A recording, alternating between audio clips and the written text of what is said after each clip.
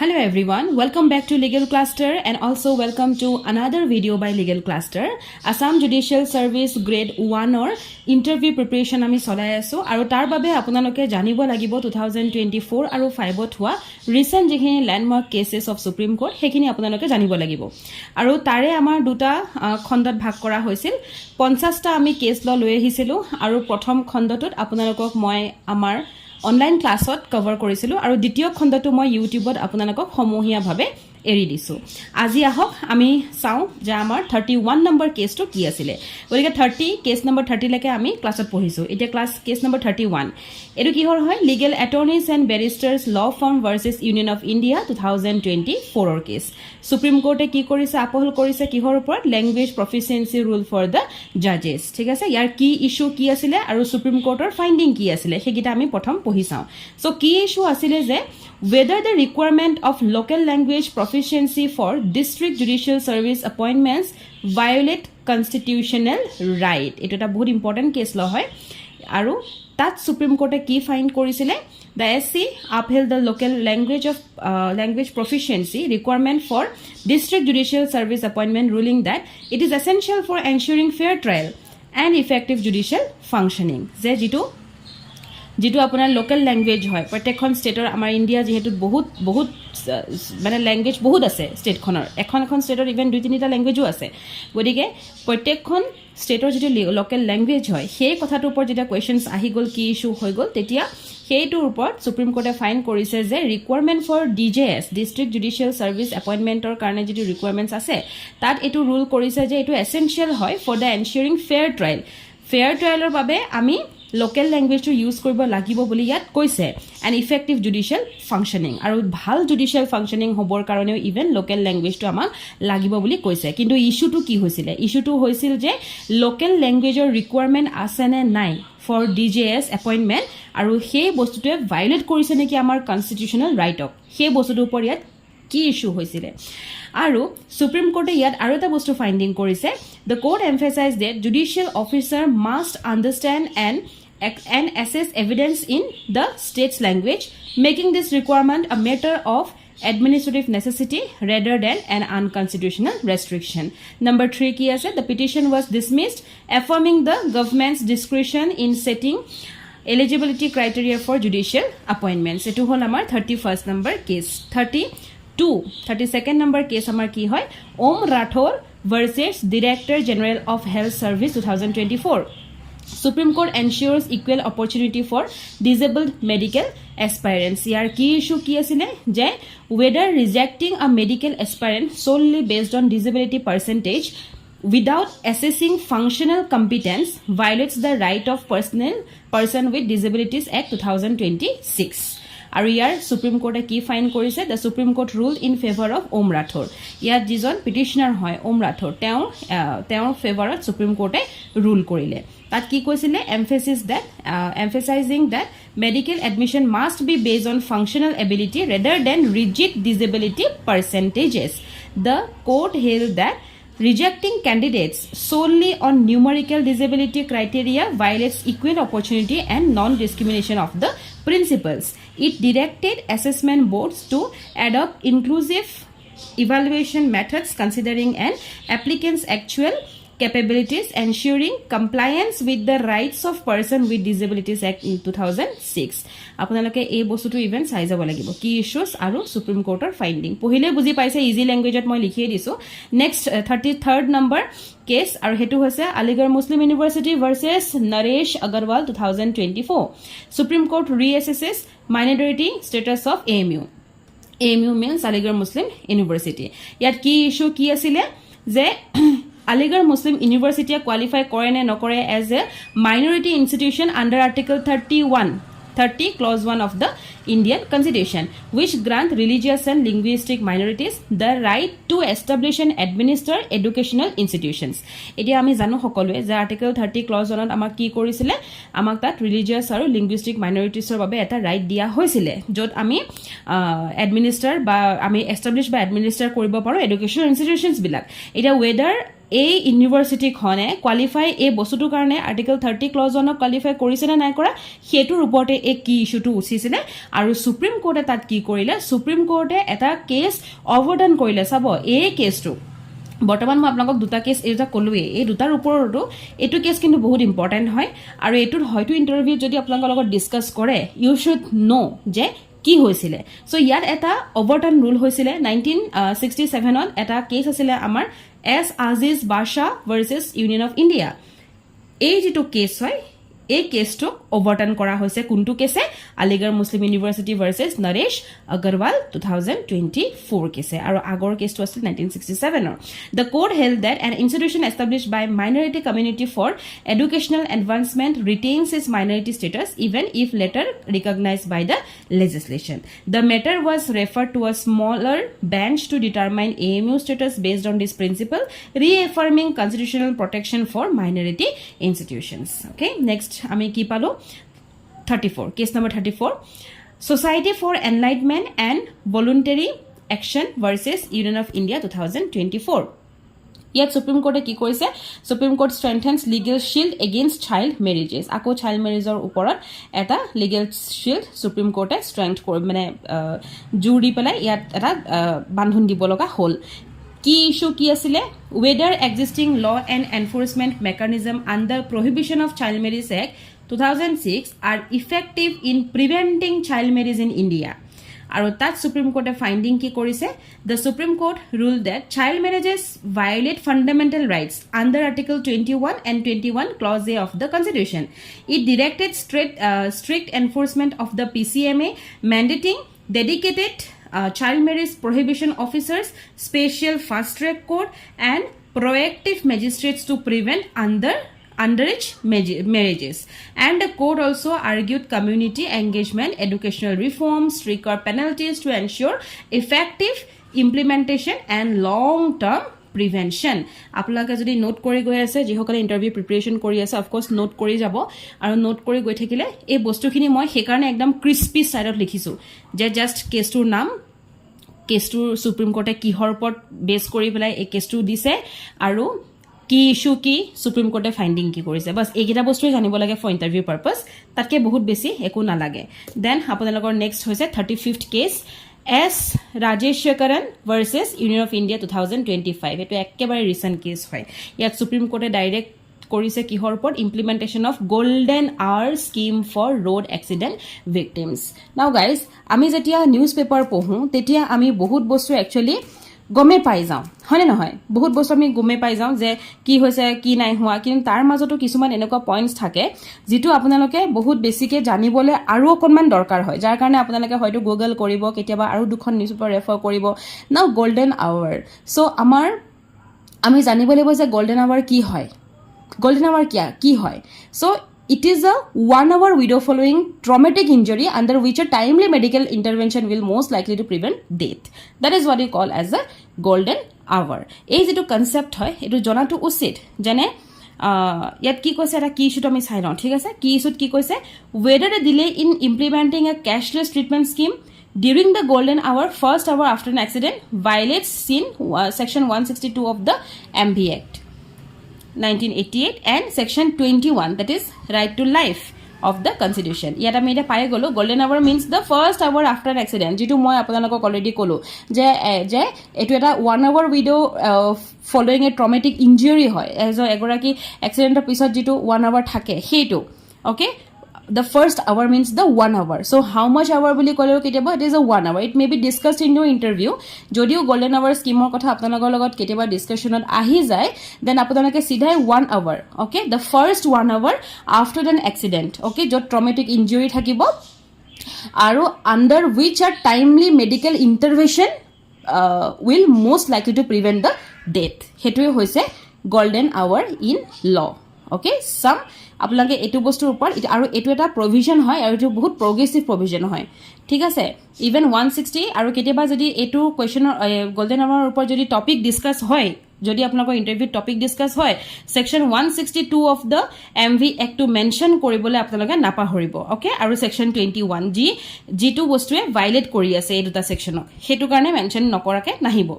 নাও সুপ্ৰিম কোৰ্টে কি ফাইন কৰিছে the Supreme Court held that timely medical intervention during the golden hour is crucial to saving life and ensuring the right two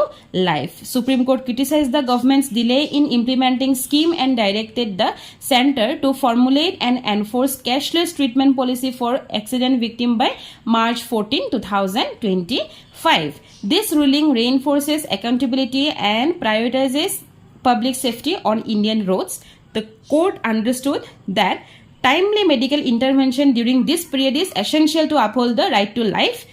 as per section 21 of the Indian Constitution, and it is very, very, very important case. বিশেষকৈ এবাৰৰ যিখিনি interview যিসকলে interview দিম বুলি গৈ আছে এই কেছটোৰ ওপৰত অকমান ষ্টাডি কৰি যাব it may be discussed by the interview panel to you or with you next 36th আমাৰ কেছ ল হয় union of India ministry of law and justice versus justice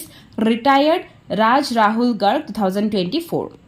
Supreme Court ensures fair pension right for retired judges. এটো আমাৰ নিজৰ মানে নিজৰে হেৰি এটা যে নিজৰ আমাৰ জাজৰখিনি জুডিচিয়াৰীৰ কথাই ইয়াত হৈছে কি ইস্যু কি আছিল whether a retired judge who previously served in the subordinate judiciary with a break in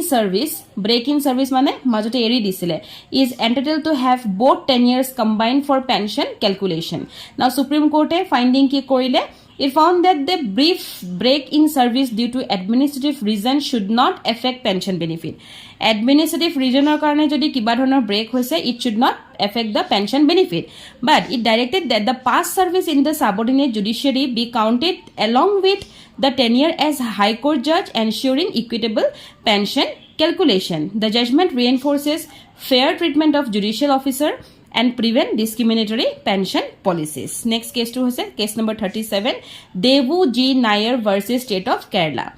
Habeas corpus LGBTQ+ aro rights and judicial sensitivity. Now আপোনালোকক এইখিনি এটা কথা কৈ দিও যদি আপোনালোকে ইয়াত নোট ডাউন কৰি আছে and if you were writing please এই বস্তুটো আপোনালোকে এনে ধৰণে লিখি ৰাখিব যাতে পৰীক্ষাৰ আগত আপোনালোকৰ একো দিগদাৰ নহয় মানে ইন্টাৰভিউ আগত আই ডোন্ট মিন টু সে পৰীক্ষা ইন্টাৰভিউ আগত আপোনালোকৰ যাতে কোনো দিগদাৰ নহয় আৰু এখিনি বস্তু পতককে আপোনালোকে চাই পেলাই যাব পাৰে ভিডিওটো মেলি পেলাই চালে হয়তো সময় লাগিব গতিকে লিখি ৰাখিলে বস্তুটো পটাপট এবাৰতে ৰিভিজন হৈ যাব কি ইস্যু কি আছিল whether X was unlawfully detained by her parents against her will whether the counseling order of the Kerala High Court was a violation of personal liberty what guidelines should be followed in habeas corpus cases involving LGBTQ+ individuals. So this case Devu G Nair versus State of Kerala এই যেটো case হৈছিলে এটা ongoing supreme court case হয় বৰ্তমান এটো চলি আছে okay আৰু এটুত কোৰ্ট ফাইন্ডিং যদিও আছে but it is still going on about this case it is still going on আৰু ই পইষ্ট কৰিছে এক্সামিন কৰিবলৈ যে the legality of the conversion therapy আপোনালোকক কেতিয়াবা হয়তো এই বস্তুটো খুদিব ওকে সো এটো আমাৰ যেটো কনভাৰ্সন থেৰাপি হয় এই বস্তুটো এক্সামিন কোনটো কেছে কৰি আছে বৰ্তমান Devu G Nair versus state of Kerala okay আৰু ইয়াৰ হাই কোৰ্টে ফেসিলিটেট কৰিছে এলিগেট ডিটেইনিখিনি অপৰচুনিটি ওপৰত যে তেওঁলোকক ষ্টেটমেন্ট ইন পাৰসন তেওঁলোকক দিয়া হ'ব within the secure confines of the High Court building on আৰু এই যেটো কেছ হয় এটো আপোনাৰ কি লিখা আছে ওকে কি ইস্যুস খিনি ইয়াৰ বহুত ইম্পৰ্টেন্ট হয় এই কেছটো এই কি ইস্যু ক্লিপলাই হয়তো ডিসকাশনত আহিব পাৰে আৰু ইয়াৰ ডিসিশন দিছিলে justice Chandrachud justice Narasimha justice পৰিদেৱাল এই সকল জাস্টিসে দিছিলে ইভেন জাস্টিসৰ নামটো ইয়াত কিন্তু ইম্পৰ্টেন্ট হয় মই যদিও লিখি নিদিলো কিন্তু আপোনালোকে এতিয়া শুনিছে যেতিয়া পতকে লিখি থৈ দিব আৰু ইয়াত যিখিনি কিৱৰ্ডছ ইউজ কৰা হৈছিলে সেইখিনি হৈছে প্ৰথমটো হৈছে কোহেবিশন ৰাইট দেন হৈছে সেম সেক্স ৰিলেশনশিপ যেহেতু LGBTQ ৰ কথা কৈ আছে গতিকে ইয়াত প্ৰথমতে ইয়াত ওয়াৰ্ডছ আপোনালোকৰ ইউজ হৈছিলে কোহেবিশন right তাৰপিছতে same sex relationship ওপৰত হৈছিল আসলে কনভাৰ্সন থেৰাপি ওপৰত হৈছে এতিয়া মই এই কি ইস্যু আৰু সুপ্ৰিম কোৰ্টৰ ফাইন্ডিংৰ যোৱাৰ আগত মই আপোনালোকক কোহেবিশন ৰাইট কি হয় প্ৰথমতে কৈ ল'ব বিচাৰো সো কোহেবিশন এটা এৰেঞ্জমেন্ট হয় যত মানুহে যিখিনি মেৰিড নহয় ওকে ইউজুয়ালি কাপলছ হয় একেলগে থাকে তেওঁলোকক কয় কোহেবিশনৰ ৰাইট খিনি মানে কোহেবিশন তেওঁলোকক কয় আৰু তেওঁলোকৰ ৰাইটছ খিনিৰ কথা ইয়াত ডিসকাস হৈছিল দেন কিৱৰ্ডছ ইউজ হৈছিলে ছেম ছেক্স ৰিলেশ্যনশ্বিপ যিটো আপোনালোকে সকলোৱে জানে যে এটা romantic relationship between the people of the same sex হেতুৱে হৈছে same sex যেটো মেৰিজো এতিয়া হৈ গল হয়নে গতিকে civil union marriage is a form of marriage it's a form of civil union আমি ক'বলে পাৰিলে তেনেকৈ ক'ব পাৰো then conversion therapy ওপৰত ইয়াত ডিসকাস হৈছিলে so conversion therapy কি হয় এটো এটা pseudo scientific practice of attempting to change an individual sexual orientation gender identity বা gender expression যিখিনি বস্তু সিসজেন্ডার নর্মস বা হেটেরোসেক্সুয়াল হয় সেই বস্তুটোৰ ওপৰত সেই বস্তুটোকে কয় কনভাৰ্সন থেৰাপি ওকে আৰু ইয়াত ব্ৰেইন সাৰ্জাৰী সাৰ্জিক্যাল কেমিক্যাল হৰমোনাল তাৰপিছতে কাষ্ট্ৰেশন এভাৰ্সন থেৰাপি বহুত বস্তু ইয়াত ইনক্লুড হৈ থাকে ধৰক নজিয়া ইনডিউসিং ড্ৰাগছ ইনক্লুড হৈ থাকিব হাইপোসিস ইনক্লুড হৈ থাকিব স্পিৰিচুৱেল ইন্টাৰভেনশন ইনক্লুড হৈ থাকিব এই গোটেই বস্তুখিনি যেতিয়া ইনক্লুড হৈ থাকে এটো বস্তু হে মেথডছখিনি কনভাৰ্সন থেৰাপিত পয় মানে মানুহ এজনে নিজকে কনভাৰ্ট কৰিছে দ্যাট ইজ কনভাৰ্সন থেৰাপি ধৰক মেথড অফ ব্ৰেইন সাৰ্জাৰী কোনোবাই কৰি লৈছে মেথড অফ ধৰক হৰমোনাল সাৰ্জাৰী কৰিছে যেটো আমি কেমিক্যাল সাৰ্জাৰী বাস হৰমোনাল সাৰ্জাৰী বুলিও কওঁ বা কাষ্ট্ৰেশন বুলিও কওঁ কেমিক্যাল কাষ্ট্ৰেশন বুলিও কওঁ হয়নে বহুত এনেকুৱা আমি নিউজত দেখা পাওঁ সেইবিলাকক কি কয় কনভাৰ্সন থেৰাপি সেই বস্তুটোৰ ওপৰত ইয়াত ডিসকাস কৰিছিলে এতিয়া চাও কি ইস্যু কি আছিলে whether X was unlawfully detained by her parents against her will whether the counseling order of the Kerala High Court was a violation of personal liberty what guidelines should be followed in habeas corpus cases involving LGBTQ+ individuals now court ki find korise the Supreme Court dismissed the special leave petition SLP dismissed korise as X voluntarily chose to stay with her parents and set aside the High Court's counseling order ruling that it could be misused to override individual autonomy particularly in LGBTQ+ cases the court emphasizes that personal liberty under section 21 must be protected and habeas corpus petition should ensure free and uncoerced choices without external influence it held that forced counseling is inappropriate as court must not attempt to alter a person's sexual orientation or gender identity that's all about that means the special leave যেটো এপিলৰ কাৰণে special live থাকে হেটো that doesn't grant an automatic right to appeal হয়নে নহয় but rather ই কি কৰে ই provide কৰে right to request special leave to the appeal that's it হেটো ওপৰতে ইয়াত সুপ্ৰিম কোৰ্টে ফাইন্ডিং দিলে now let's come to the next case which is case number 38 Shajan Shkaria versus State of Kerala 2024 recently আমি State of Kerala এটো পালো এতিয়া আমি এটো পাম okay ইয়াত কি কৈছে balancing free speech and caste atrocity laws a landmarking rule on SC/ST act যদিও এটো মই আপোনালোকক দিছো as an important issue but এটো আপোনালোকে অকমান হলেও চাই যাব লাগিব whether allegations made by Shajan Shkaria against on SCMLA constituted an offense under section 3 Clause 1 subclause R and 3 clause 1 subclause U of the SC/ST Act whether anticipatory bail can be granted under the SC/ST Act now here I am using a word which is SC/ST Act এতিয়া আপোনালোকে এই একখন কি হয় কেতিয়া ফৰ্মালি আহিছে নাহিছে জানে নে কিবাটা SC/ST যিখন এক্ট হয় সেই একখন তাৰমানে শিডিউল কাষ্ট আৰু শিডিউল ট্ৰাইবৰ যিখন এক্ট প্ৰিভেনশন অফ এট্ৰচিটিজ এক্ট বুলিও আমি কওঁ সেইখন 1989 আহিছে 1989 ওকে এই একখনৰ কথা হয়তো খুদিব পাৰে আৰু এটোৱে এখনে কিয় আহিছে এটো একটা এম কৰিছে যে যিখিনি এট্ৰচিটিজ আছে তেওঁলোকক প্ৰিভেন্ট আৰু এড্ৰেছ কৰিবৰ কাৰণে against the schedule caste and schedule tribe কি প্ৰভাইড কৰিব লিগেল প্ৰটেকশ্যন ডিভাইড কৰিব বা ৰেমেডি দিব সেইখিনি ভিকটিমছক হেতু পাৰপজতে এখন এক্ট আহিছিলে ঠিক আছে ইয়াত আপোনালোকৰ specific offence penalty special court rehabilitation সব থাকিব আৰু এখন এমেন্ড হৈছিল 2013 ত এবাৰ 14 ত এবাৰ 15 ত এবাৰ 18 ত এবাৰ 19 ত এবাৰ এখিনি এখন এক বহুতবাৰ এমেন্ডো ইভেন্ট হৈছে ঠিক আছে এতিয়া আমি আহি যাও যে ইয়াত সুপ্ৰিম কোৰ্টে কি ফাইন কৰিছে the supreme court ruled that merely knowing the caste of the complainant is insufficient to attract offenses under the SC/ST Act the court held that if an offense under SC/ST Act the insult may be specifically caste based and not general criticism the court clarified that if a prima facie case under the SC/ST Act is not made out the bar on anticipatory bail section 18 does not apply okay this ruling reinforces the strict interpretation of the SC/ST Act to prevent misuse and ensures that public criticism is not automatically criminalized under the caste-based atrocity laws. এতিয়া এটোটো বুজি পালে যেটো লিখি থৈছো মই ধুনিয়াকে নাও কিছুমান বস্তু আপোনাক খুধে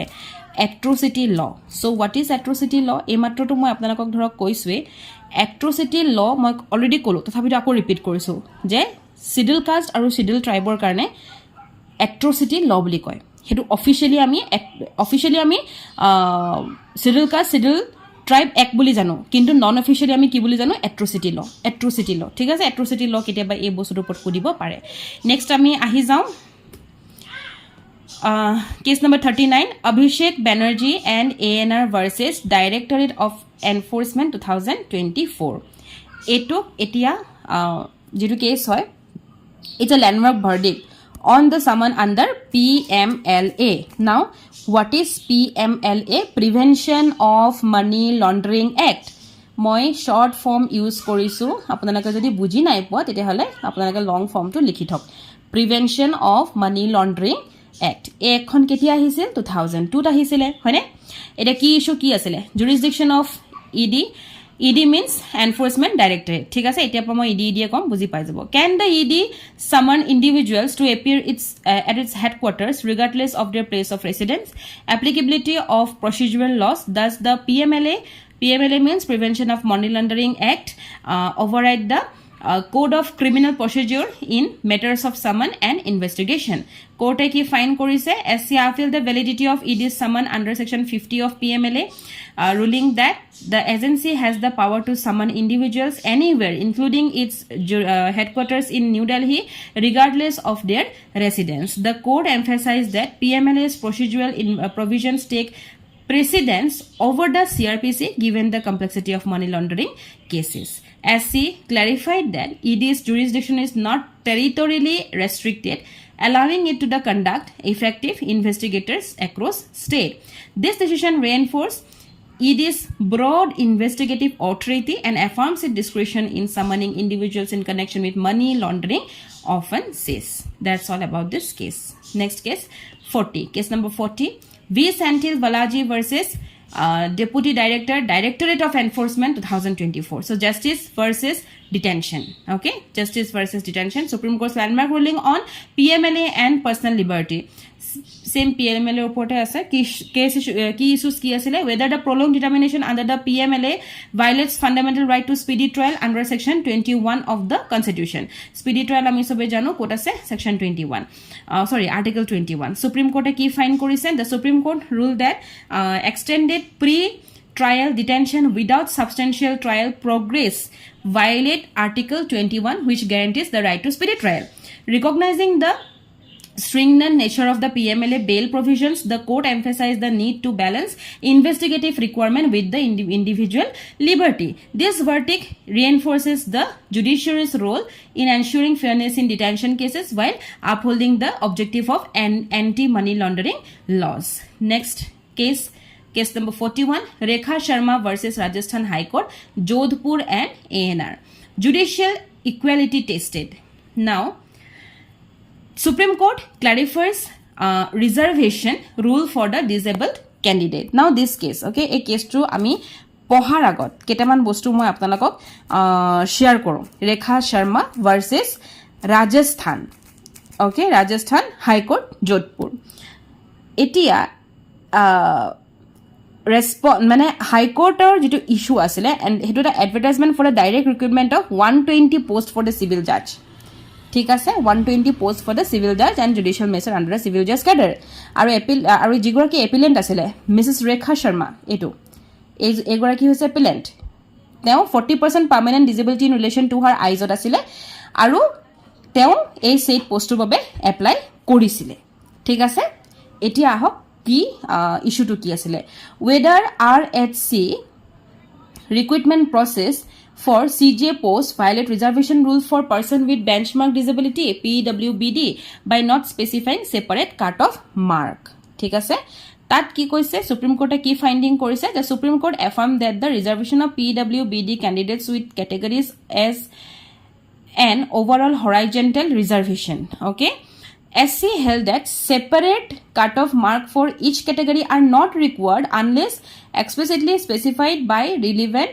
relevant rules or statutes. The court found that the requirement process adhered to the Register and Judicial Service Rule 2010 and did not violate the constitutional provision. This decision underscores the judiciary's commitment to equitable recruitment practices while upholding the legal framework governing reservations. Now, issue for the consideration বুলি ক'লে আমি এটোৱে বুজিম যে যেতিয়া preliminary examination for the post of cadre of civil জাজ ওলাইছিলে advertisement ওলালে however it did not show' the cut off marks to the category of the person with disability ঠিক আছে কোনো একো দিয়া নাছিলে এণ্ড ইছ্যু এৰ'জ হ'ল about the legality of the action of the High Court ঠিক আছে আৰু ইয়াত আমি হেড নোট বুলি ক'লে আমি এটা বস্তুৱে পাম যে Constitution of India article 16 clause 1 হয়নে ক্লজ 4 য'ত আমাক reservation of person with disability direct recruitment to the cadre of judicial জাজ এপিলিয়েণ্ট ছাফাৰিং ফ্ৰম ধৰক disability participating in the selection process হয়নে তেওঁৰ ৰেখা শৰ্মা এক্সামটো মানে চিলেকশ্যন প্ৰচেছলৈ আহিছিলে আণ্ডাৰ দ্য কি কেটেগৰী ডিসেবল কেটেগৰী আৰু য'ত ডিক্লেয়াৰ আনচাকচেছফুল ইন প্ৰিলিমিনাৰী এক্সামিনেশ্যনো হৈ গ'ল আৰু in the result declare the cut off mark shown for each of the categories mentioned in the advertisement however did not show the category of person with benchmark disability আৰু তেতিয়া aggrieved their against hone writ petition of the applicant file hol then dismissed by the high court আকৌ এতিয়া আহি গ'ল legality ক্ষেত্ৰত কথাটো so এতিয়া এটো কোৰ্টে ক'লে যে there is no illegality or infirmity in the impugnant judgment and orders passed by the high court আৰু কোৰ্টে এটো ক'লে যে candidate যিখিনি consciously took part in the process of ধৰক selection it cannot be permitted to the questionnaires and advertisement the methodology adopted by the respondent for making the selection right সেই তাৰ পিছতে court যেটো হাই কোৰ্টে কোৱাৰ পিছতে সুপ্ৰিম কোৰ্টৰ এইখিনি বস্তু ফাইন্ডিংছ হিচাপে আহিলে নেক্সট আমি চাওঁ 42 Government of NCT of Delhi versus Office of Lieutenant Governor of Delhi English or A2 question asile grade 3 lieutenant or spelling correction ahe grade 3 kotha kosu grade 1 or kotha nohoy jodi ami class 3 ta grade 1 or loi aso for the interview purpose now NCT of Delhi so what is NCT janene NCT ki hoy full form NCT of Delhi mane ki hoy NCT of Delhi mane ki hoy anybody if you know please comment NCT means National Capital Territory NCT means National Capital Territory of Delhi yat ki koise power struggle in the capital Supreme Court draws the line between elected government and lieutenant governor next key issue ki ase does the lieutenant governor of Delhi have the independent authority to nominate members of the municipal corporation of Delhi under section 3 clause 3 subclause B subclause I of the one of the Delhi Municipal Corporation Act 1957 without consulting the Council of Ministers considering article 239A AA clause 4 of the constitution etu jodiu interview purpose ot hudhibo porakoi chances moi bor dekha nai kintu case to important hoy he karone apunalok moi case to bishoy koi rakhilo yet Supreme Court ki finding korise je Supreme Court reaffirm korise the delicate balance of power in Delhi's governance holding that the LG can exercise independent authority in nominating members to the municipal corporation of Delhi. Number 2, the court emphasized that this power conferred by the parliamentary statute stands apart from the broader constitutional mandate article 239AA4 which generally requires the LG to act on the advice of the elected government. The verdict serves as a crucial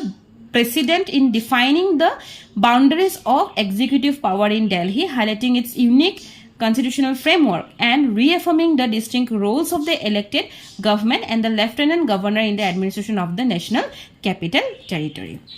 Next ami case paigam case number 43 Vanshika Yadav versus Union of India 2024 challenge to NEET UG 2024 over alleged question papers leak and this is a very common in India kiba eta question paper leak hoato to amar India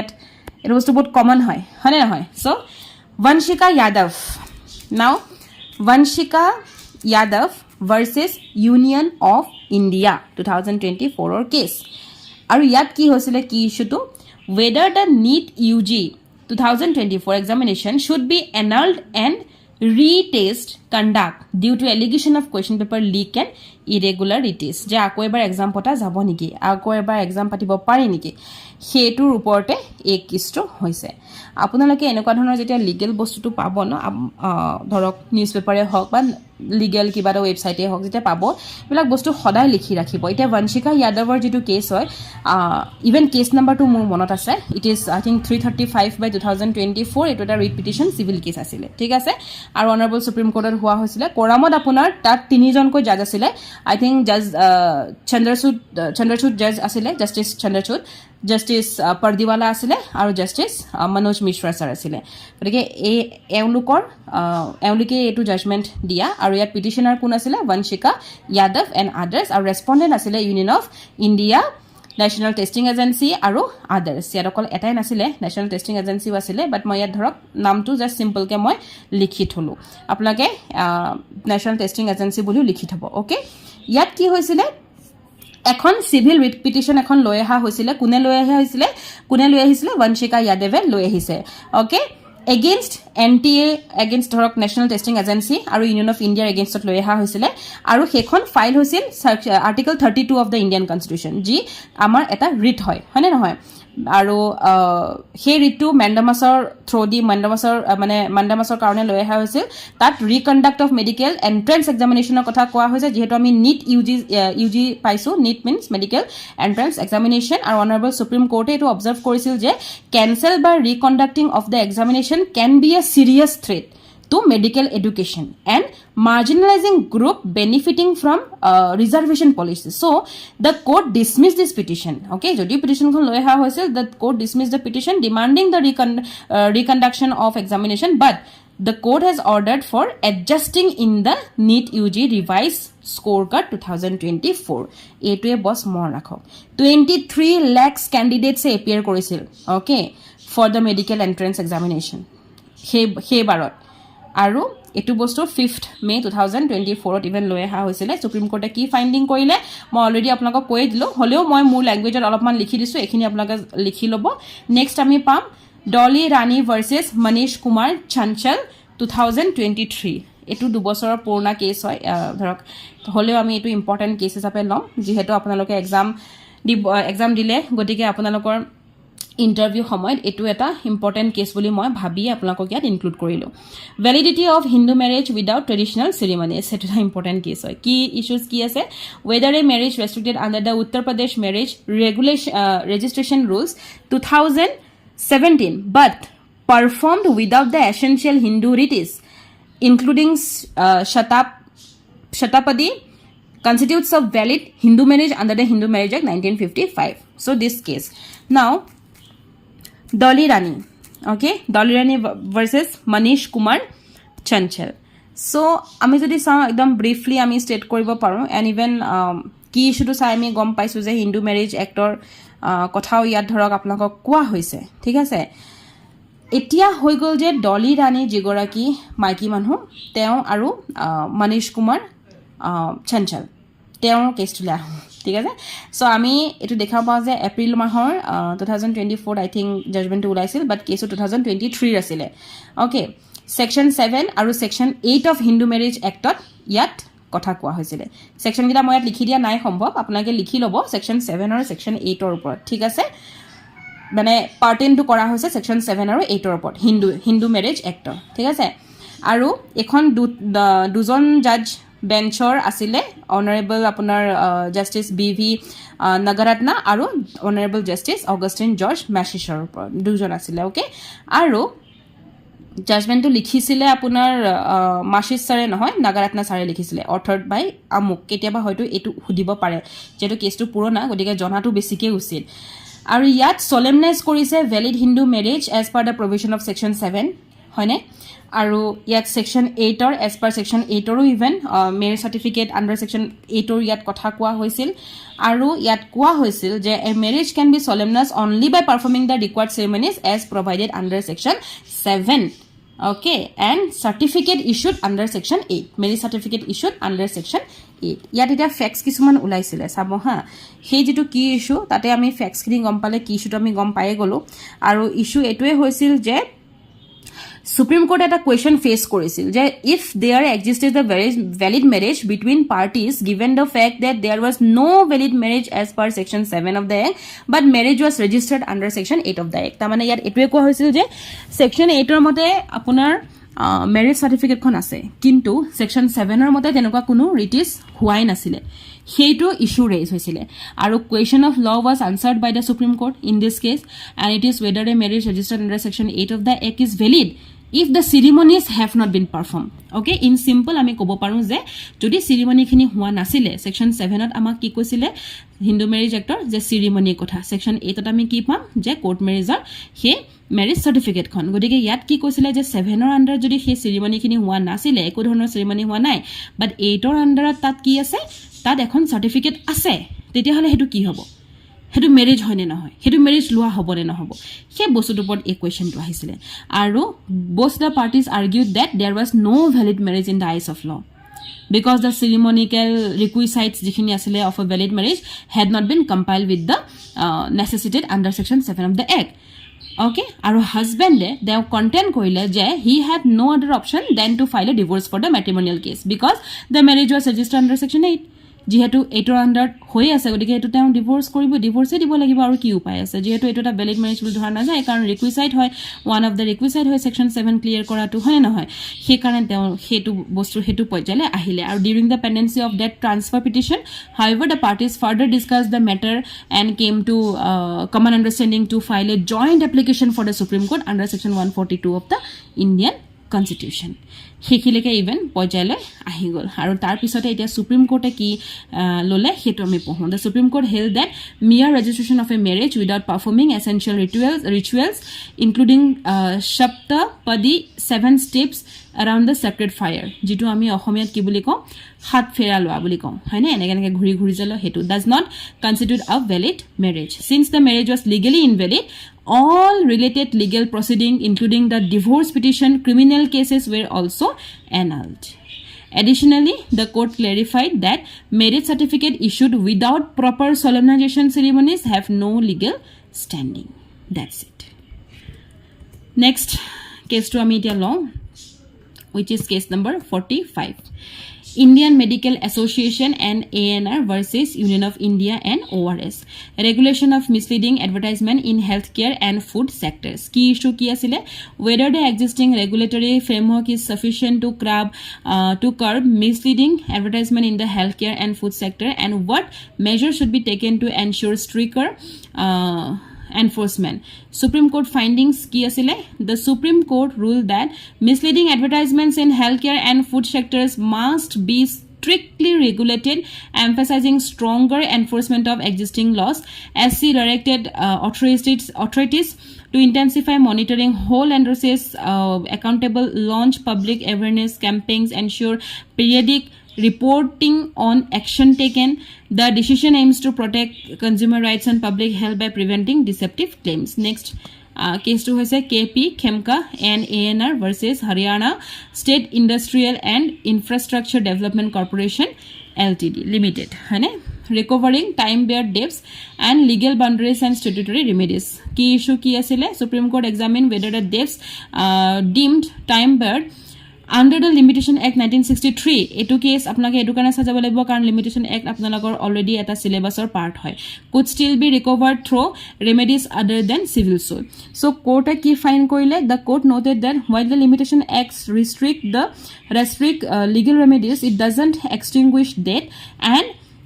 certain statutes provide the alternative means for recovery. Acknowledging the legal complexity and its broader implications, the court referred the case to a larger 3-judge bench for an authoritative ruling on the validity of recovering time-barred debt through special recovery laws. Next case to Hegel, State of Punjab versus Davinder Singh. Sub-classification of scheduled caste, equality versus preferential treatment. This is an important case. Okay, agorda jigita paiso ami hegita important nohoy je to important nohoy but a2 apnalakor eta most important case boli ami kom. So Davinder Pal Singh actually Davinder Singh likhilo moi Davinder Pal Singh hobo ha ekinda PAL eta di lobo. Key issues ki asile whether state can subclassify scheduled caste to provide preferential reservation to certain subgroup. That is all about the case. Now, Punjab government has reserved 50% of SC reserved for Balmikis and Mazhabi Sikh under the Punjab Scheduled Caste and Backward Classes Act 2006. Okay. Etia yat ki hoisil actually এটা বস্তু review কৰিবৰ কাৰণে supreme কোৰ্টক দিয়া হৈছিল হেতু হৈছে যে constitutionally of the sub classification with the SC for reservation purpose হেতু আপোনালোক হেতু সুপ্ৰিম কোৰ্টক ৰিভিউ কৰিবৰ কাৰণে দিয়া হৈছিল আৰু কোৰ্টে ৰিভিজিট কৰিছিল সেই প্ৰিন্সিপলছ খিনি যিখিনি 2024 ত okay in the case of ইয়াত মই কেসটো মেনশন সাগে নকৰিলো বাট এটো এটা কেস আছিল যে ধৰক ইভি চিন্নায়া ইভিসি বুলি মন ৰাখিব ইভি চিন্নায়া যেটো কেস হয় ইভি চিন্নায়া সেই কেসটো যেটো ভাৰ্সেস আই think state of Andhra Pradesh হয় তাত এটা বস্তু ৰুল কৰিছিল against sub classification within the SS আৰু সেই একেটা বস্তুকে ঠিক আছে সেই একেটা বস্তুকে কোৰ্টে আকৌ ৰিভিজিট কৰিব লগা হ'ল এইটো কেছত কোৰ্টে আকৌ ৰিভিজিট কৰিলে সেই আগৰ কেছটো ঠিক আছে আৰু সুপ্ৰিম কোৰ্টত হেল্প কৰিছিল যে all the caste in presidential order under section 341 clause 1 of the constitution form one class of homogenous group সেই আগৰ কেছটোত কৈছিলে and the same could not be further subdivided but this matter was refer to 7-judge bench to resolve whether state could create separate quota for more backward subgroup within the SC category. Hetuke loi pelai ei case to ulale. Yat issue ketaman hol. Number 1 hoise je sub classification within the SC category for the purpose of reservation. Hetu permissible hoy ne nohoy under Indian Constitution. Second to hol je EV Chinaya judgment or jitu judgment asile. Okay, hetu validity kotha upor question ahile je agote declare korisil je SC form a homogeneous group aru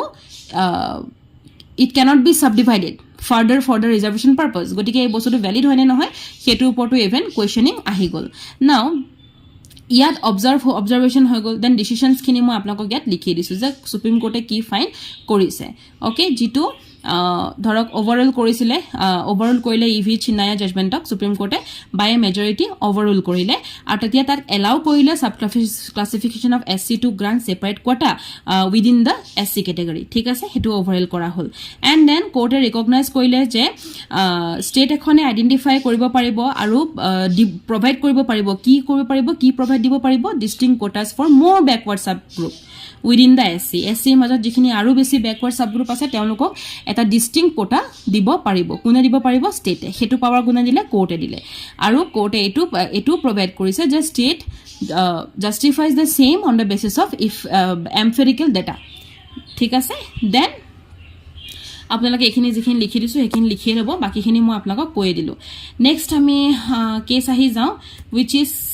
case number I think it will be 47 okay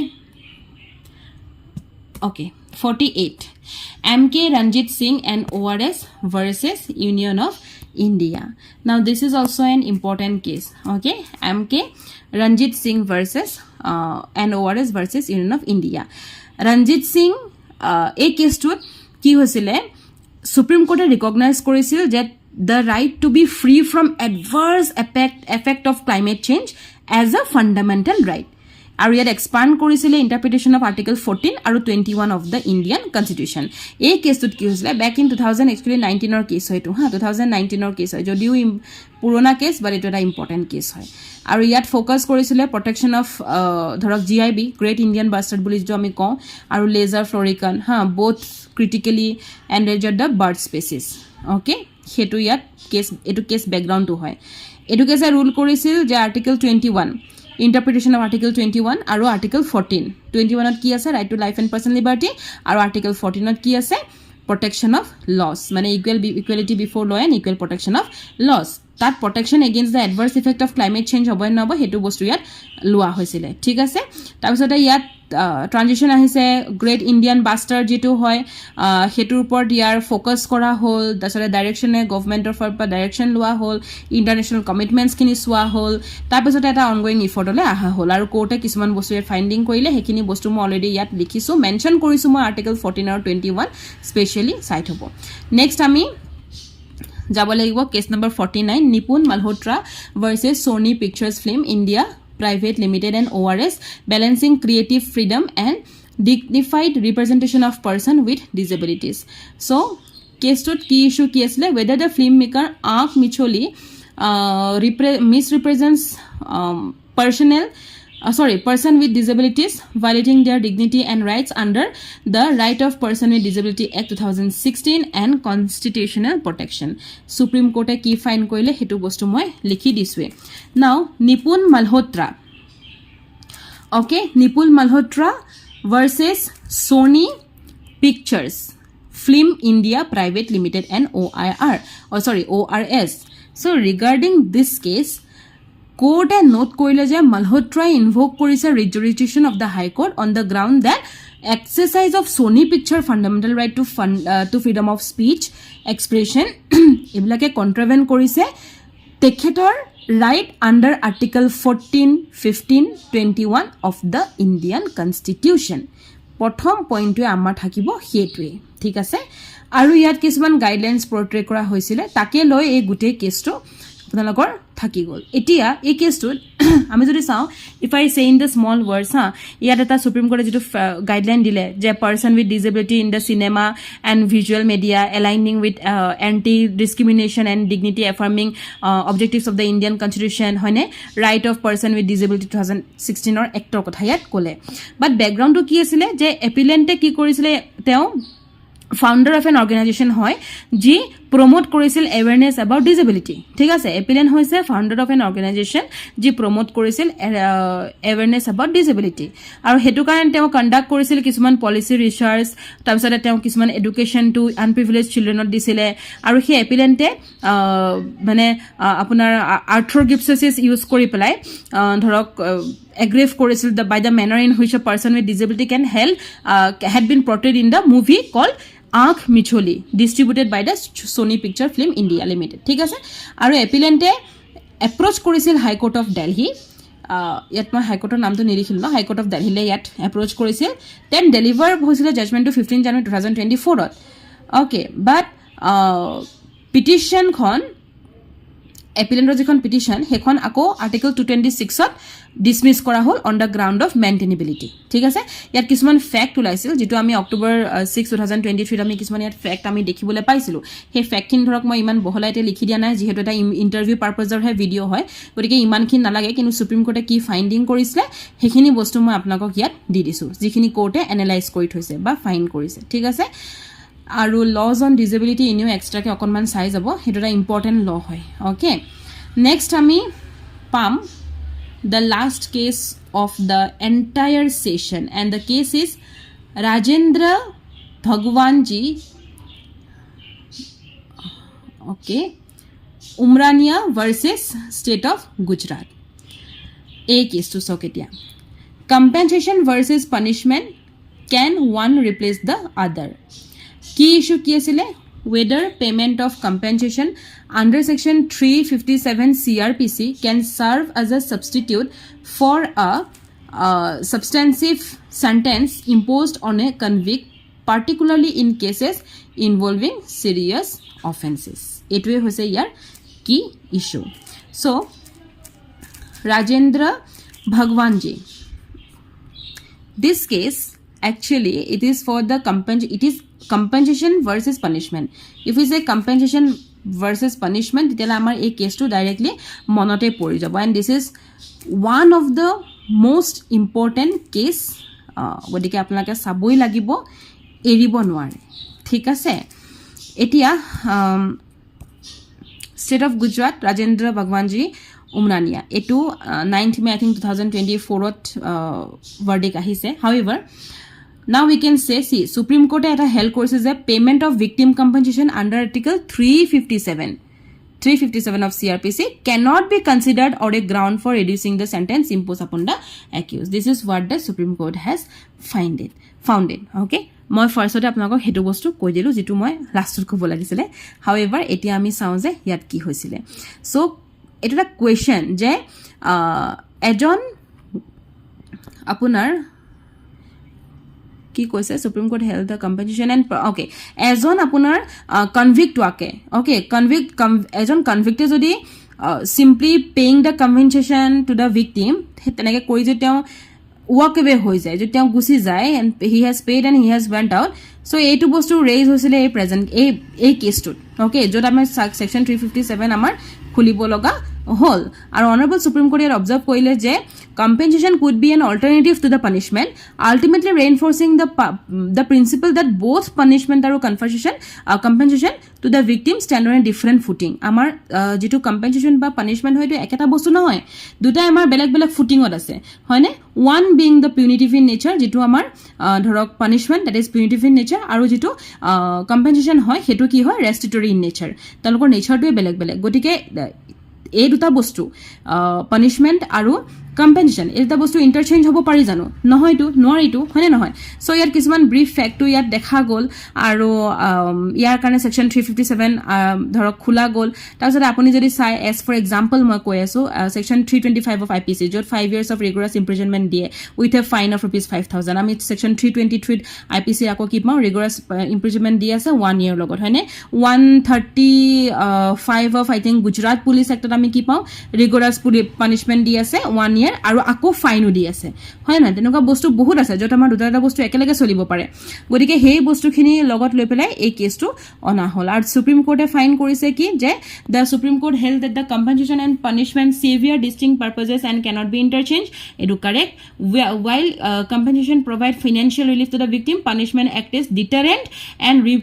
retributive measures to uphold justice already moi kolue the court ruled that the allowing offenders to avoid imprisonment by paying compensation undermines the criminal justice system kolue the court set aside the Gujarat High Court's order hekarne mo apnalok eta example dilu jehetu etu Gujarat High Court's order boli yat dhorok state of Gujarat asile godike moi apnalok Gujarat Police Act er kotha kolu jot section 135 ot ama ki asile rigorous imprisonment of 1 year along with fine ami eta bostu pau je oblique nohoy along with ebilak sob along with asile section 325 section 323 of IPC ebilakot rigorous punishment along with hasile 1 year by along with hasile dhorok fine hone আৰু section 135 Gujarat police এক্টত আমাক along with hasile গতিকে হেবিলাকক লৈ পেলাই এটো এটা কি issue উলাল আৰু এটা সুপ্ৰিম কোৰ্টৰ ফাইন্ডিং উলাল that is what all about the video I hope আপোনালোকৰ ইন্টাৰভিউৰ প্ৰিপাৰেচন খুব ভাল চলি আছে আমি আমাৰ ফালৰ পৰা যিমানখিনি পাৰিছো আমি সহায় কৰিবলৈ চেষ্টা কৰিম আপোনালোকৰ গ্ৰেড 1 অৰ আসাম জুডিশিয়াল সাৰ্ভিস গ্ৰেড 1 অৰ আমি 50টা at least ল্যান্ডমাৰ্ক জাজমেন্ট আমি আপোনালোকৰ আগত দাঙি ধৰিলো আৰু ইউটিউবত अवेलेबल হৈছে সেকশন point number 31 পৰা 50 লৈকে গতিকে 20টা এনেকুৱা ধৰণৰ কেছ ল আমি ধৰক লৈ আহিলো আৰু যি পাৰো আমি লৈ আহিম আপোনালোকে চাব আৰু নোট ডাউন কৰি যাব যাতে আপোনালোকৰ ইন্টাৰভিউ সময়ত ভিডিও খুলিব লগা অৱস্থা নহয় আপোনালোকে ধুনিয়াকৈ নিজৰ নোটছখন এবাৰ চাই গুছি যাব পাৰে স্ক্ৰিনশ্বট লৈ ইভেন নোটছখিনি বনাব পাৰিব thank you for watching the video and have a great time